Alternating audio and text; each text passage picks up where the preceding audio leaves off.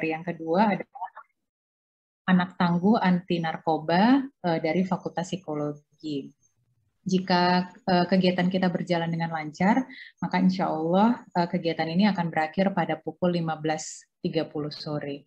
Baik, Bapak dan Ibu, sebelum kita memulai kegiatan kita pada hari ini, kita akan mendengarkan terlebih dahulu sambutan oleh Ketua Pengabdian Universitas Sumatera Utara, Ibu Dr. Marlina SH.M. Hum. Kepada Ibu Marlina, kami persilakan. Terima kasih, Bu Suri Mutia Siregar. Assalamualaikum warahmatullahi wabarakatuh. Waalaikumsalam warahmatullahi wabarakatuh.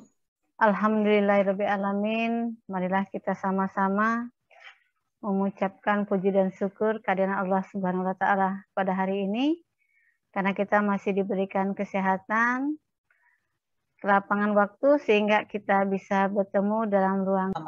Kepada Pak Ahmad, kami persilakan. Hormati Ketua Pengabdian Masyarakat, Ibu Dr. Marlina SH.M. Hum beserta timnya, dan terima kasih kepada seluruh peserta joint meeting. Pada tim dari USU kami mengucapkan sangat terima kasih karena telah mau hadir dan menyampaikan sosialisasinya kepada warga saya. Anak, lancarkanlah acara kami, berkahilah, penuhilah pertemuan ini dengan kebaikan dari awal hingga akhir nanti. Allahumma ya Allah, yang maha mengetahui yang khaib, bimbinglah kami dengan hidayahmu. Berkahilah kami selalu dan jadikanlah hati kami selalu ridho dengan pemberian. Allahumma ksifil khummata anil ummah. Allah.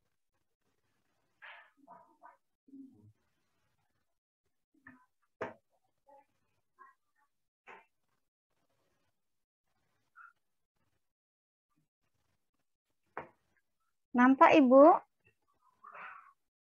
Ya Ibu, sudah kelihatan Bu. Kelihatan Bu.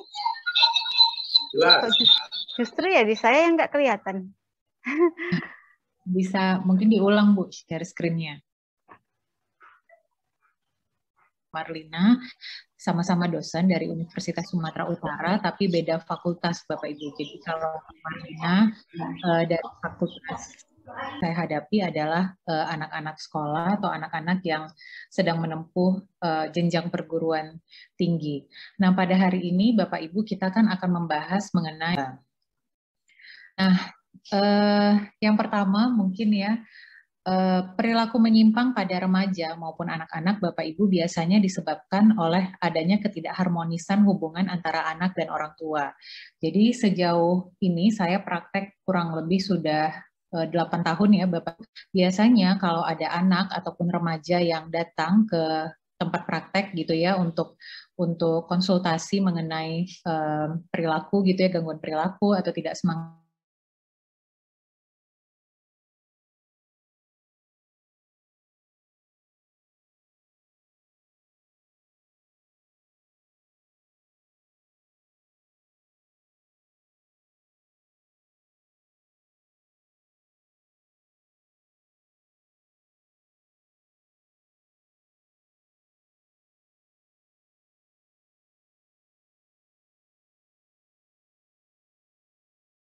daripada tindak pidana narkotika.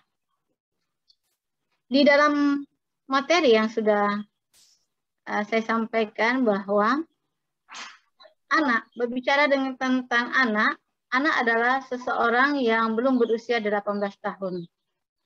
Mengapa demikian? Berdasarkan hasil penelitian yang sudah dilakukan oleh para ahli bahwa anak-anak yang belum berusia 18 tahun, pas 18 tahun dalam hal ini, maka anak-anak dianggap tidak memiliki motif untuk melakukan sebuah tindak pidana.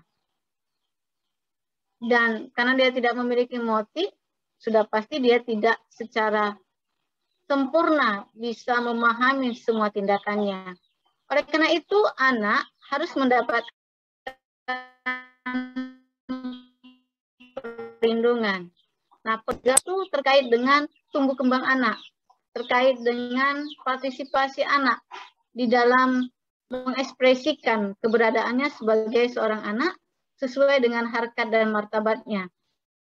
masyarakat, baik anak-anak, orang kan tindak pidana yang jaringannya sudah sangat luas dan sangat terorganisir. Jadi kita tidak tahu dari mana dan bagaimana serta cara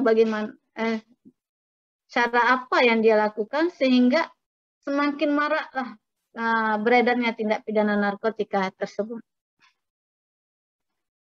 Dalam pasal 1 angka 1 Undang-Undang 35 tahun 2009 tentang narkotika disebutkan adalah obat yang berasal dari tanaman atau bukan tanaman, baik sintetis maupun semi-sintetis, yang menyebabkan penurunan kesadaran, hilangnya rasa. Banyak faktor yang menyebabkan munculnya penggunaan daripada tindak pidana narkotika ini, yaitu diantaranya adanya rasa kecemasan. Tadi individu dia merasa adanya kecemasan, kekecewaan, ataupun depresi terhadap diri dia. Akibat adanya kondisi keluarga, adanya pengaruh pergaulan dalam keluarga, disharmonis di dalam keluarga, itu sangat mempengaruhi anak-anak menjadi terpengaruh terhadap lingkungannya. Yang ketiga, yaitu adalah lingkungan pergaulan sesama teman ataupun narkotika. Ini yang kita peroleh dari Badan Narkotika Nasional yang kita klasifikasikan dalam beberapa klasifikasi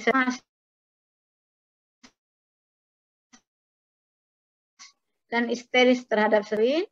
Itu ada tahapan coba-coba, tahapan pengguna, dan tahapan sebagai pecandu. Bapak Ibu sekalian, di dalam materi saya menyebutkan bahwa dari awal tadi adalah tindak pidana. Mengapa saya menyebutnya dengan kategori tindak pidana, bukan perbuatannya? Yang ketiga, itu ada yang bertindak selaku turut serta. Kemudian ada yang bertindak selaku bantu, itu diatur di dalam pasal 56. Dengan catatan, perbuatannya itu adalah perbuatan yang ada kategori kerjasama. Itu ada 3 teori tentang kesengajaannya. Di dalam undang-undang dan wajib menjalankan rehabilitasi medis dan rehabilitasi sosial. Bapak Ibu, ini ada pasal yang saya pikir kita selaku orang tua harus hati-hati, yaitu terkait dengan pasal 128, yaitu terkait dengan pasal 128. Di pasal 128, narkotika ini dari segi kesehatan, dari segi sosial, dan dari segi hukum.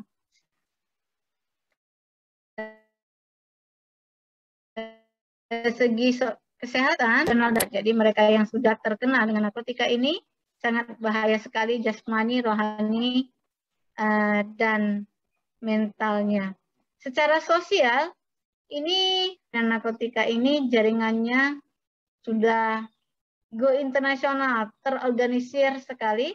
Oleh karena itu, bahaya dari perkembangan narkotika ini sangat sulit di dalam penegakan hukumnya dan korbannya sudah sangat banyak sekali.